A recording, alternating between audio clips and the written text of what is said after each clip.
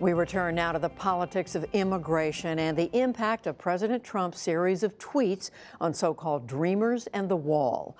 For that, I'm here with Tamara Keith of NPR and Stuart Rothenberg of Inside Elections. And welcome to you both. It is Politics Monday. So, Tam, we've been talking about immigration, the president's tweets. What is driving this? We know the president feels strongly about this issue, but what do you think he's trying to accomplish? How do we read this?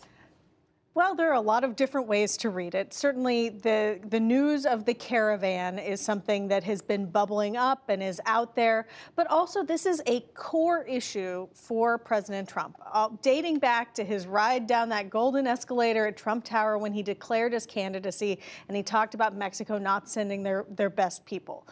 This is something that he believes works for him. I know last week I mentioned I was watching a lot of depositions. Well, in one of those depositions, he talked very openly about how he felt like he was really onto something by talking about immigration so much that it was catching fire and that it was working for him. And so this is, in some ways, a base play. This is about riling up his base in a midterm year and following this big omnibus spending bill where the president didn't really get that much wall funding, and there were a lot of Democratic priorities in that bill. So, Stu, is it likely to help the president with his base? What effect does it have on voters? Well, I would note that immigration is both an economic issue and a cultural issue. Economic because it involves jobs, but cultural because it involves a discussion of who we are as a people and a country and where we want to go. And the two parties divide very dramatically along these lines. No, I don't think it. I think the president has to keep his position because it does play to his base, to older voters, rural voters, evangelicals, older white men. While the Democratic Party is a party of African Americans, Hispanics, voters of color, younger voters, people who think differently. But when you look at the two sides, I just can't believe that most voters, and particularly most Democrats, will think that the president is on their side and not the Democrats. I just think it doesn't pass the smell test. So you're saying maybe it backfires. It hurts well, I think him it helps more than with it his helps base, him. but his base is too small. He needs to expand his support, not contract it. Surely the White House thinks about this, Tam. Surely the White House thinks about this, and they did a background call today with senior administration officials pushing on this immigration issue. Here's the sort of larger thing that's going on. There isn't a clear next big thing at this moment that the White House is working on. They passed that tax bill. They passed the big spending bill. And now what? So the president gave an infrastructure speech last week where he barely talked about infrastructure. Now he's tweeting about immigration, but there's not really an appetite in Congress to take this on right now. Just one quick final point, Judy. I think we've seen from the elections in Virginia and the special election in Pennsylvania, the crucial swing voter group is suburban voters, particularly suburban women. And this immigration issue is not going to help the president with them. Well, speaking of things, whether next things or the last thing, Tam, the president's been talking a lot about trade. The administration has gotten out of trade deals. They've imposed tariffs now. They say they're imposing tariffs on China. The Chinese are reacting. What's the political calculus there?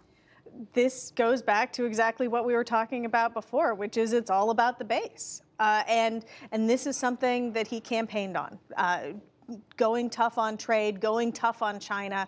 That was a core part of the president's campaign and part of the way he attracted some of those more conservative white Democrats who he was able to draw over because that message on trade resonated with them. Now the markets are doing some wild and crazy things, and there's been a lot of instability in the markets. The White House is saying, you know, we look at long-term trends.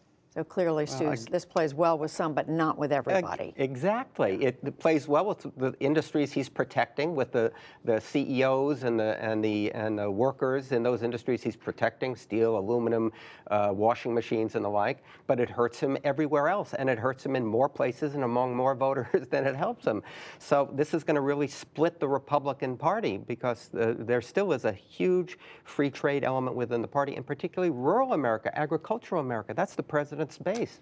Well, that's what we thought, right? Tam. Well, right? And, I mean, yeah, and China with this move, it's not a big move. It's $3 billion, right in line with what they think the effect of the steel and aluminum tariffs will be. But it's targeted at things like pork and Iowa. And guess where President Trump did really well? Iowa.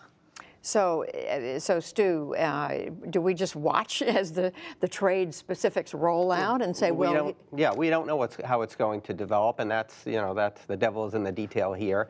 Exactly how does the U.S. respond after the Chinese? How about Western Europe? How about U.S. other allies in terms of trade issues?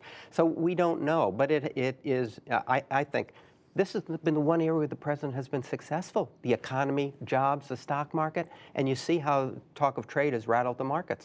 Absolutely. Today, down 770 points at one point before it settled down. Very quickly to you both, Tam, on these teacher strikes. Really interesting teachers in state after state who argue their pay is so low, something has to be done about it, funding is low.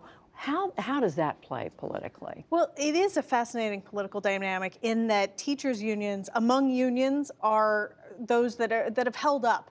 They're stronger than a lot of other unions are at this point, and they tend to be very democratic. Teachers' unions are allied with Democrats. Well, not all of these teachers out striking are union members. Is that right? Yeah. No. Look. This is another one of those cases where you have to kind of look at which swing voters are affected. And teachers tend to be disproportionately female. They talk about kids and families and education and just the sorts of issues that resonate with which voters? Suburban voters and suburban moms in particular, swing voters.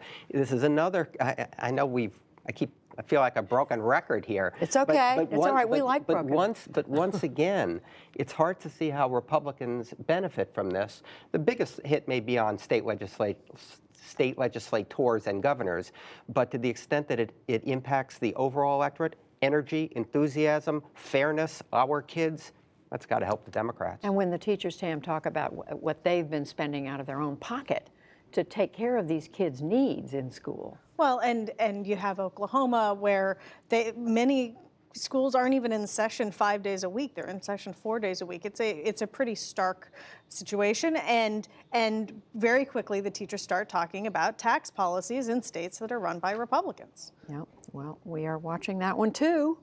Tamara Keith, Stu Rothenberg, Politics Monday. Thank you both. Thanks, Judy. You're welcome.